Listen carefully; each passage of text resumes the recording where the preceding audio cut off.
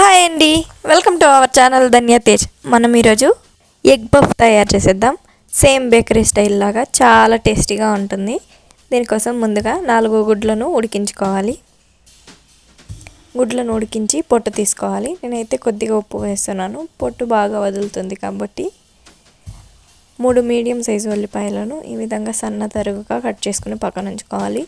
2 రెబ్బల కరివేపాకు, 4 పచ్చిమిర్చిని సన్నగా కట్ చేసుకుని పక్కన ఉంచుకోవాలి. ఇప్పుడు పిండిని కలుపుకుందాం. 2 కప్పుల మైదా పిండి వేసి రుచికి తగ్గట్టు ఉప్పు వేసుకోవాలి. కొద్దిగా బటర్ వేసి పిండి మొత్తం బాగా కలిసే విధంగా ఒకసారి బాగా కలుపుకోవాలి. కలుపుకున్న తర్వాత కొద్దిగా నీటిని వేస్తూ పిండిని మెత్తగా కలుపుకోవాలి.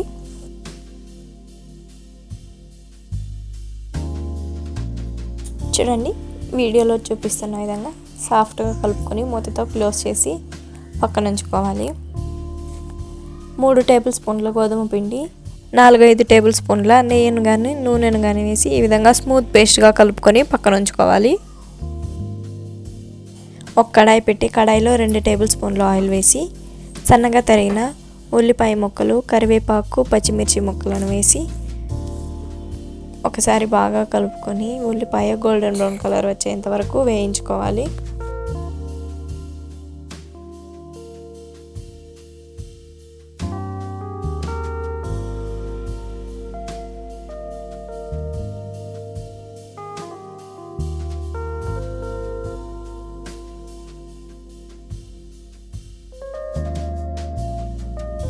ఉల్లిపాయ ఈ విధంగా వేగితే సరిపోతుంది.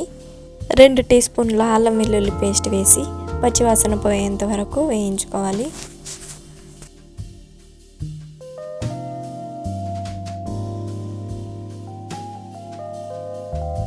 అల్లం పచ్చివాసన పోయిన తర్వాత 1 టీ స్పూన్ పసుపు,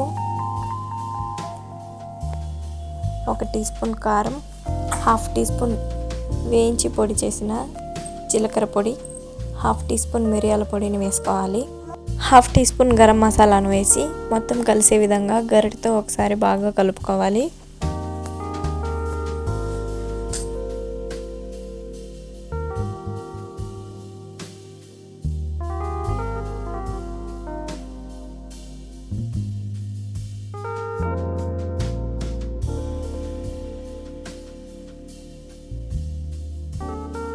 మొత్తాన్ని ఒకసారి బాగా కలుపుకున్న తర్వాత 1 టీ స్పూన్ నీళ్ళు వేసి ఒకసారి బాగా కలుపుకోవాలి.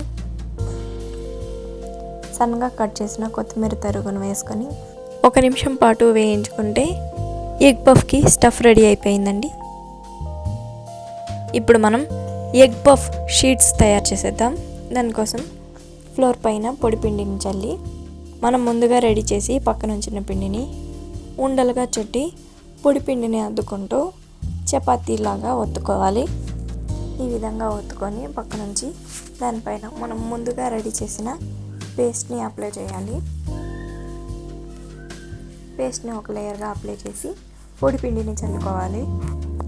తర్వాత ఇదే విధంగా మరొక చపాతీని రెడీ చేసి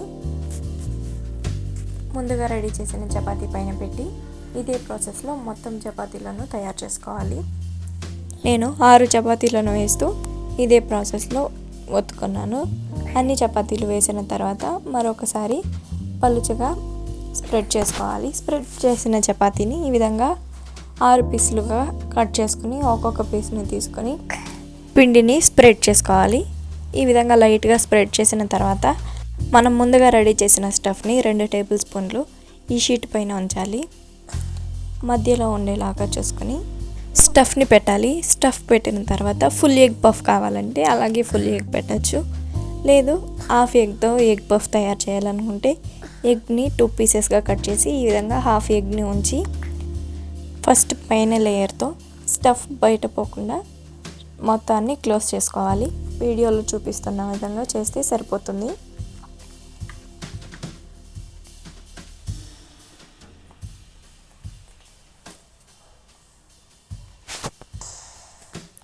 ఈ విధంగా స్టఫ్ మొత్తాన్ని క్లోజ్ చేసిన తర్వాత 4 వైపులా తీసుకొని ఎగ్ పఫ్ లాగా తయారు చేసుకోవాలి.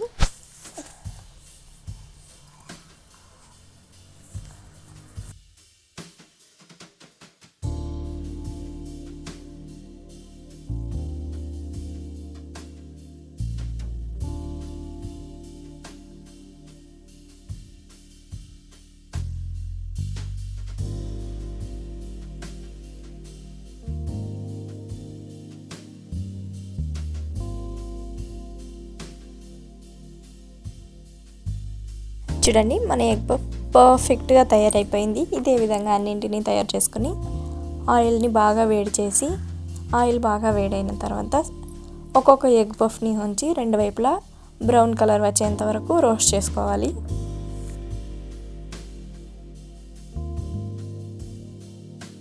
ఈ విధంగా రోస్ట్ అయితే సరిపోతుంది.